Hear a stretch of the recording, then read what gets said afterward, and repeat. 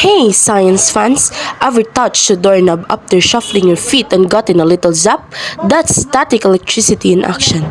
Today, we're diving into the secret life of electric charge, how objects get charged, and what those tiny electrons have to do with it.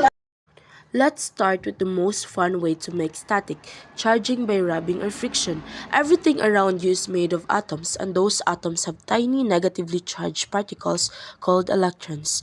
Normally, an object is neutral because it has the same number of positive protons and negative electrons.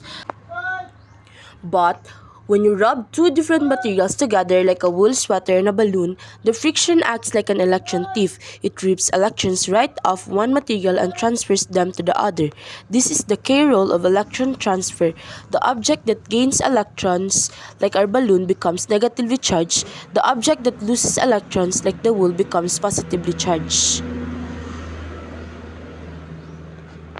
Since opposite charges and like charges repel, this charged balloon will now stick to a neutral wall. Fun, right?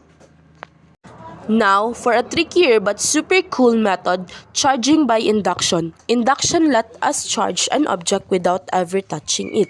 Step 1. Bring the charger close.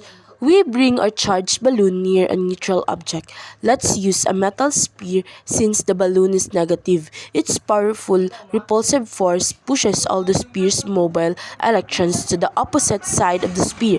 This creates a temporary charge separation.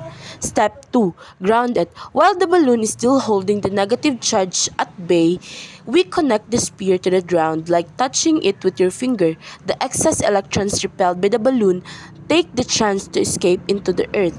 Step 3. Remove the finger or ground connection while the balloon is still there. The sphere is now missing electrons, so it has a net positive charge. Step 4. Remove the charger. Finally, remove the balloon. What's left?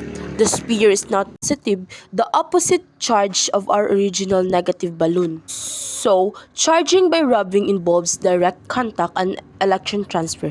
Charging by induction involves no contact with the charger, only ground contact, and results in a final charge opposite to the charger. Electricity isn't just a party trick.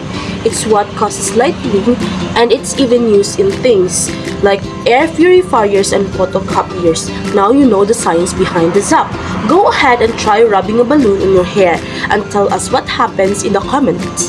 Thanks for watching. Don't forget to like and subscribe.